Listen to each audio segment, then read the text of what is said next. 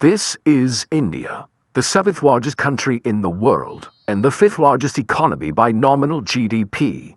Despite its growing economic significance, India is often overlooked compared to its more developed neighbors like Bangladesh and Sri Lanka. However, India's staggering population of over 1.4 billion people plays a major role in its apparent wealth. With that said, many would argue that there are two Indias. One where roughly 300 million citizens own a phone and are considered consumers, and another that, from a distance, makes it seem as though India is one of the poorest countries on the planet. In 2024, Business Standard put this perfectly, saying there are two main political stories in India today. One that speaks for an aspiring India, and another for a hopeless India. And there is definitely some truth in that. A look across the country shows massive differences in GDP per capita, reflecting regional disparities in production and infrastructure. This can clearly be seen on the map, which shows GDP per capita as an indirect indicator of economic activity and income in each of India's 28 states and 8 union territories. Nearly 65% of India's population is rural and contributes about 50% of India's GDP. And what we can see is that GDP is specifically concentrated in India's northern and western coastal regions, particularly in states like Maharashtra, Gujarat, and Delhi. These regions have developed strong export bases, thriving industries such as manufacturing, and are far less dependent on agriculture compared to India's central and eastern regions.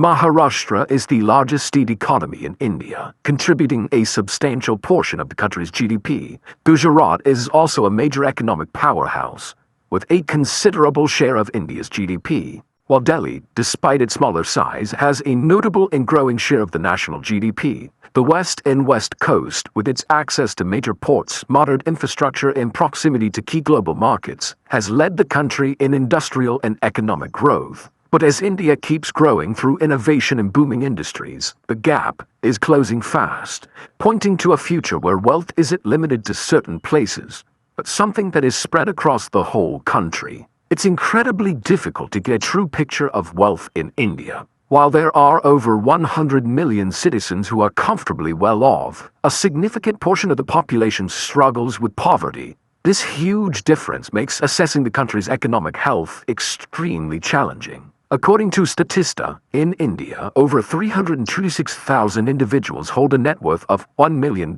or more. Yet the country also houses over a fifth of the world's poorest people, with 234 million living in poverty according to recent reports. So how is India finally becoming a rich country? Today on Across the Globe, we'll explore exactly that. As of 2025, it feels like nearly the whole planet is in upheaval due to the global trade war. President Donald Trump came out hot in his second term, taking particular aim at China, and it caused ripple effects across the whole world. But where India comes into the mix is a little different, as China's recent struggles in global manufacturing are actually inadvertently pushing India's economic growth. In 2024, as smartphone imports from China dipped 70%, India's exports to the U.S. rose 11.6% to $86.5 billion. At the same time, India's trade deficit with China widened to nearly $100 billion, driven by its dependence on Chinese electronic components. In April 2025, Hindustan Times reported that India is finding the traction to position itself as a manufacturing hub that's attractive to global tech companies with electronics and automotive components. This shift is also noticeable in sectors like textiles, where India is gaining that same traction as a low-cost labor hub with a fast-improving infrastructure. The situation mirrors Mexico's advantageous position following U.S. tariffs, highlighting a nearshoring boom as companies move operations from China to India to reduce reliance on the Chinese market and avoid tariffs. This relocation, driven by the desire for a more stable trade environment and cost-effective production, is reinforcing India's manufacturing sector with substantial investment, helping solidify its place as a rising global manufacturing powerhouse. However, India has been thriving in trade for much longer than this. India's geographic position offers significant advantages in the global economy. Situated in South Asia, its proximity to key markets in Asia, the Middle East, and Southeast Asia provides easy access to crucial trade routes. India's huge coastline, with 13 major ports handling the majority of its cargo, makes it an important piece of global trade. Simply put, its location makes it easy to move goods and services, helping strengthen its economy. The expanding manufacturing, technology, and service sectors in Indian cities, like Bangalore's rise as the Silicon Valley of India, show the growing importance of these hubs in the global market. While growth was initially concentrated in specific regions, this momentum is gradually spreading eastward, supported by increased investments in states like West Bengal and Odisha. This expansion suggests a future where India's economic influence extends across the entire nation, potentially transforming the country into a fully integrated economic powerhouse. However, even with optimistic forecasts, India likely won't surpass China as the world's leading exporter anytime soon. But substantial growth opportunities are still there. In 2023, India became the second-largest source of imports for the U.S., a significant contributor to its rapid G20 leading economic growth. By 2024, imports from India to the U.S. totaled $87.4 billion for the year, a 4.5% increase from 2023. As a result, this has boosted wages and driven progress across many key sectors. However, India is not without its challenges. The country remains highly unequal, with a large portion of wealth controlled by a small percentage of the population. It has one of the highest levels of income inequality among large economies. With 1 in 4 people in India living in poverty, this statistic is way too high for a country aspiring to become wealthier. Yet, the country still has a lot going for it elsewhere, leading many to say it's on its way to becoming a super-rich nation. In August 2024, the World Bank claimed that India is on its way to becoming the world's third-largest economy within the next 6 years. So, what's going so well here? As we mentioned, India is situated in a very advantageous location. Positioned at the crossroads of the Middle East, Africa, and Asia, this makes it a key node for trade between these regions. India has a neighborhood-first policy and has historically enjoyed strong ties with the GCC member states, shaped by geographic proximity, historical trade links, energy security, and the presence of a large Indian diaspora. According to the Tribune, over 8.9 million Indians live and work in the GCC countries, making it one of the largest expatriate communities in the region. And with the Gulf countries supplying a substantial portion of India's crude oil and natural gas needs, the GCC is one of India's largest trading partners, surpassing even the European Union.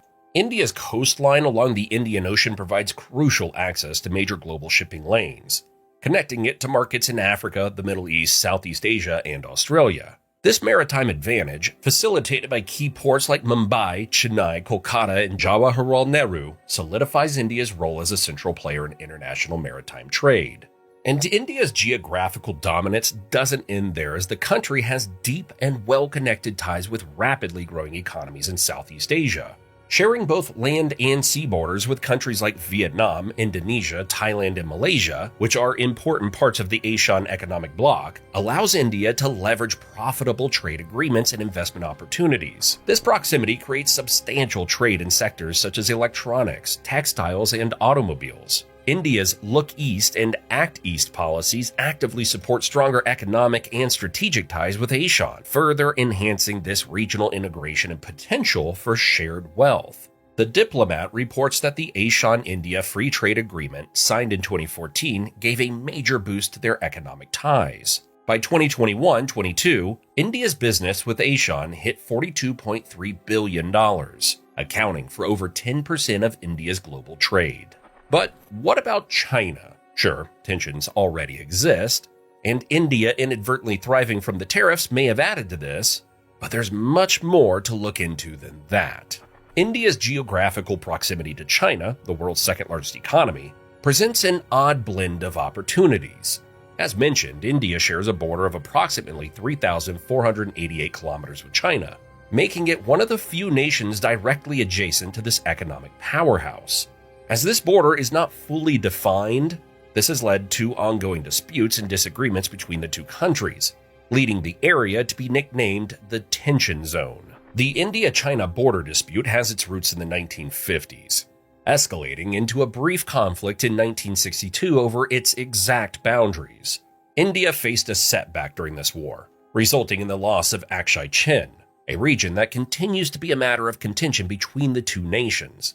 Yet, despite the historical divisions and ongoing tensions between India and China, both nations have managed to find common ground and collaborate. Notably, New Delhi and Beijing work together within organizations such as BRICS and the Asian Infrastructure Investment Bank. India's strengths in industries like IT outsourcing and manufacturing complement China's large industrial base. This dynamic creates a natural economic partnership in certain sectors, allowing both countries to benefit from the advantages of being neighbors located in the heart of Asia. As for the Belt and Road Initiative, BRI, although India has not fully embraced China's infrastructure project, it remains indirectly influenced by the trade networks and connectivity improvements that China promotes throughout Asia. The developments stemming from the BRI enhance regional infrastructure, presenting opportunities for India to engage with these networks while advancing its own infrastructure goals. In this way, India leverages its proximity to China as a catalyst for growth. So, you might be wondering, how does India manage its relationship with the United States? Being in close proximity to the US in the context of global trade routes helps India take advantage of both market access and political alliances, especially in the fields of technology, defense, and education. To put it simply, the two nations have shared interests in promoting global security, stability, and economic prosperity through trade, investment, and connectivity, and historically have deepened collaborations on issues such as counterterrorism and countering Chinese influence. India's rapidly growing economic relationship with the United States is shown by its strategic role as a rising power in the Indo-Pacific region. As one of India's largest trading partners, the US plays a pivotal role in facilitating trade, investment, and technological collaboration. This relationship has been further supported by India's thriving outsourcing industry, which provides cost-effective services while meeting the demands of American businesses. Additionally, a strong Indian diaspora in the US fosters cultural and economic ties, contributing to bilateral trade growth and mutual understanding. The partnership between India and the United States not only bolsters economic gains, but also promotes stability and security across the Indo-Pacific, making it a cornerstone of both nations' strategic objectives.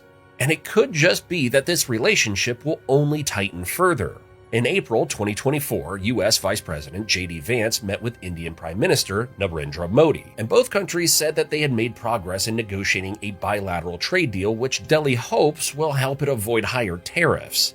Speaking at a program in the western city of Jaipur, Vance said, "This is a vital step toward realizing President Trump and Prime Minister Modi's vision because it sets a roadmap toward a final deal between our nations. But I also believe that if we fail to work together successfully, the 21st century could be a very dark time for all of humanity." Outside of alliances with other countries, India also thrives in many ways due to its large youth population. While not a geographic factor per se, India's population density and youthful demographic are major drivers for its economy. India's rapidly growing population has long been recognized as a major asset for its economy, reaching its staggering population of 1.4 billion by 2023. This secured its position as the most populous country. By comparison, the EU's population of around 450 million is only a third of India's. According to EAC International Consulting, when it comes to demographic advantage and economic stability, India leads the way with a median age of 28, which is significantly younger than other major industrialized countries in the G20. They noted that this demographic advantage ensures a steady flow of workers and keeps the domestic economy competitive. While China will lose more than 200 million workers aged 15 to 64 by 2050, India is expected to gain 160 million workers over the same period. So while it seems like India is well on its way to becoming a rich country, there are still a few hurdles it needs to jump over. One major challenge is the informal economy, where a substantial segment of the workforce remains unregulated and vulnerable. According to the International Monetary Fund, in terms of employment share, the unorganized sector employs 83% of the workforce, and there are 92.4% informal workers with no written contract, paid leave, and other benefits in the economy. Furthermore, there are also 9.8% informal workers in the organized sectors, indicating the level of outsourcing. With a large portion of the economy operating informally, resources may not be allocated efficiently. This can hinder overall economic growth and prevent the effective scaling of businesses. Furthermore, the informal nature of many businesses means that they often do not contribute to the tax system, leading to significant revenue losses for the government.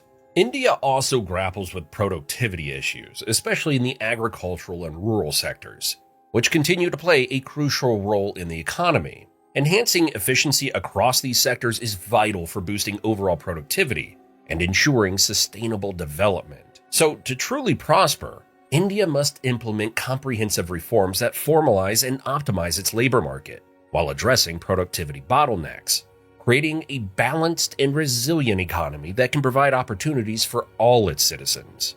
And then, it will finally be recognized as a rich country. What about why living in the US gets worse every year?